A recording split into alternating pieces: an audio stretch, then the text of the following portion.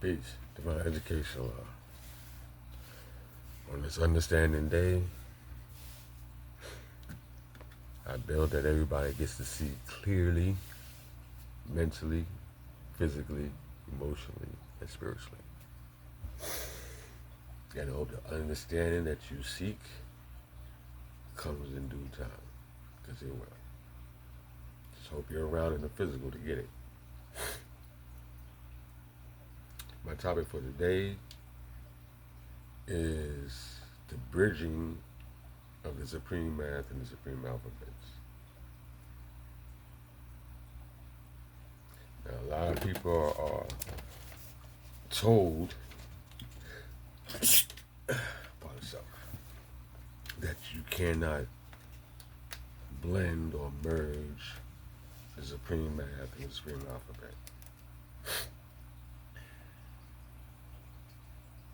Y'all born to supreme mathematics.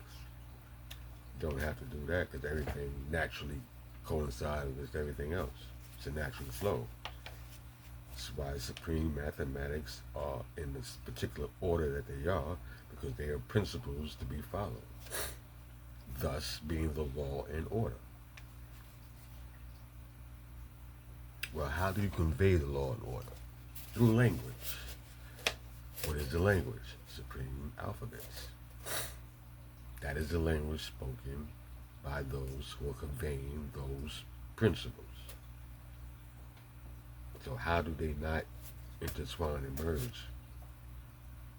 Well, let's look at what the creator of the supreme mathematics and supreme alphabets created.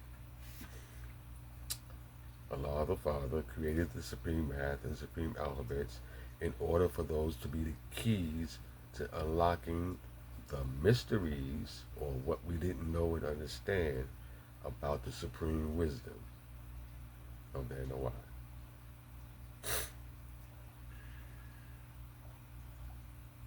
But there are a lot of components within the supreme math that are also in the supreme alphabet.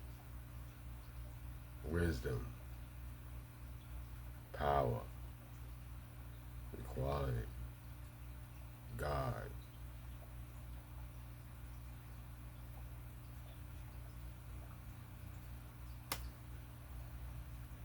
What's the explanation for that? They're in both.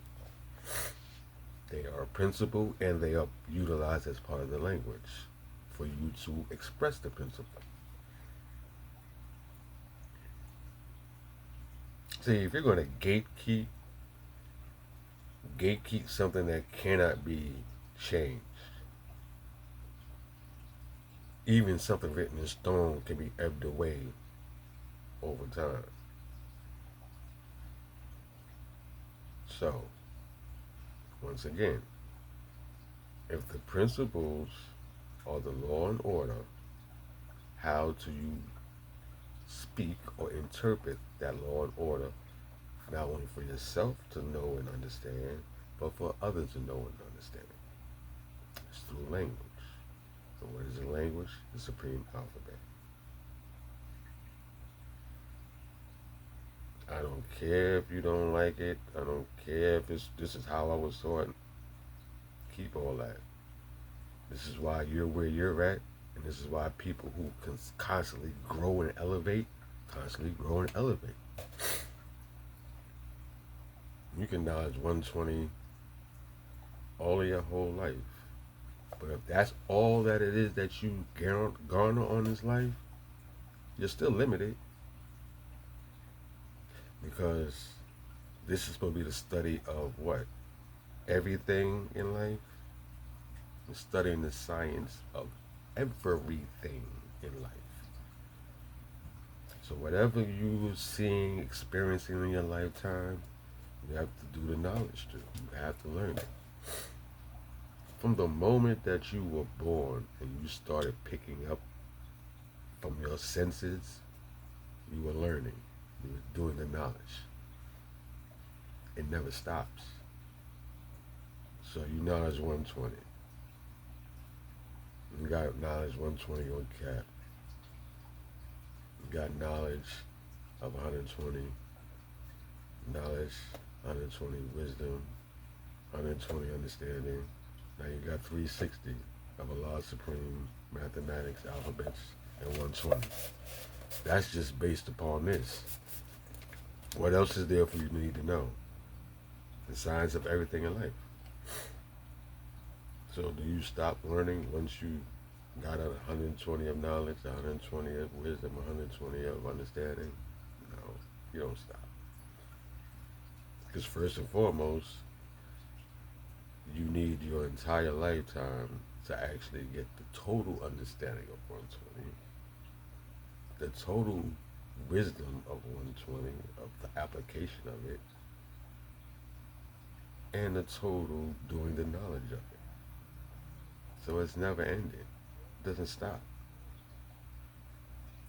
Just like change. Change is never ending. It doesn't stop. If you don't change or you don't adapt, what happens? You die. Plain and simple. And that can happen to anybody, any organization, any culture, any way of life. Doesn't matter. In the physical realm, it's finite. Only spiritually, mentally, it's forever ongoing. And being that your thought process is only dealing in the physical, you don't see with this. You don't see with these. Which is why you debate yourself and the others when it comes to life and death. You were taught that life and death have no bond.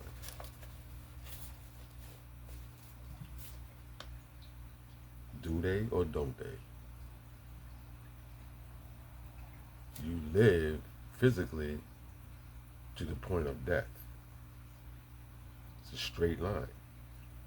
You start here, physically, and here. So there is the join because they're together. Two ends of the pole. Life, death. But as we were taught, you can't come back from a physical death. Only a mental death, right? Yes and no. Because energy cannot be created nor destroyed, only transferred. The essence of you can't die. This physicality goes back to whence it came. The essence of the earth. The essence of you go back to where you came. Till you get to do it all over again. Find another vehicle, repeat the process, learn the science of everything in life.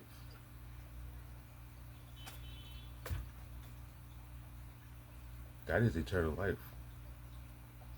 The concept that you was indoctrinated with prior to getting the knowledge, you kept that concept to where you think death is the end.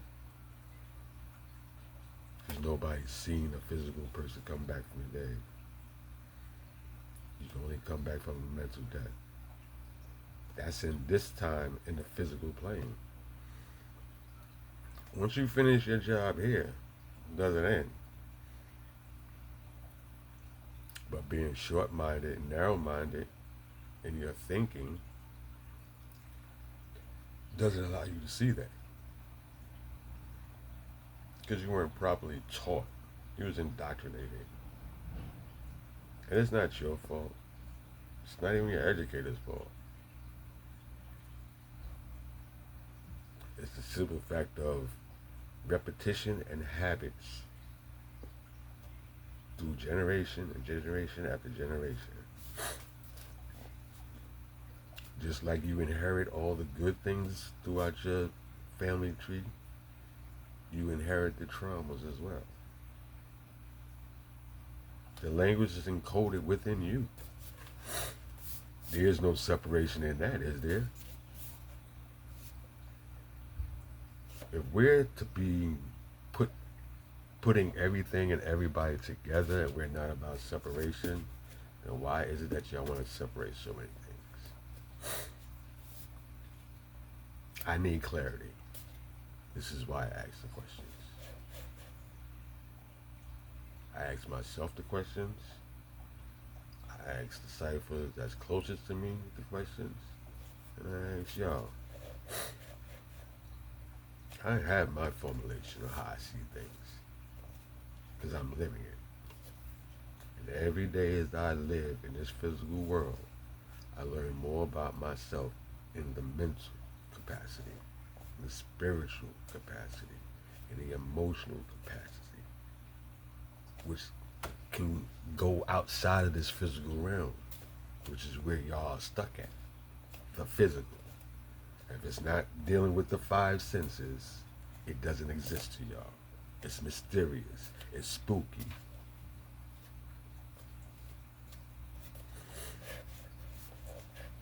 We're supposed to be living in the age of knowing. Because the days and ages of believing are supposedly over. But I know and understand life as I see it. Because I am living it. Not saying you're not living yours. But I'm living mine. And what I know and understand was what I applied to myself. So that I can continuously grow mentally, spiritually, and emotionally. And that will help me with my physicality in this physical realm. Because that is the only limitation I have, is the physical. Everything else is free flowing. I want to travel, close my eyes and think, and I can take myself anywhere. Read a book, take myself anywhere. Talk to somebody, get somebody's ideas on things, take myself anywhere. But in the physical, I'm limited to certain things, certain places, even certain people. Because that's a limitation. So, your goal as an entity on this planet is to live outside of the finality, the finite of it, the limitation of it. Find your way to live outside of the finite. Live infinitely, mentally, spiritually, emotionally. Deal with the physical for what it is. Your mind is greater than that. From the moment you was born, the first thing your mind did was turn into do the knowledge mode. And it's been doing that from day one. Don't stop it because of indoctrination or tradition or this is the way it is and that's it. You're limiting everything outside of the physical to be like the physical. That's why you can't see yourself outside of this. You don't see yourself as a mental God. You see yourself as a physical God. You deal with the struggles of the physicality, and that is the basis of your everyday existence. But it's bigger than that. But I'm just divine education. Allah's education is divine. Peace.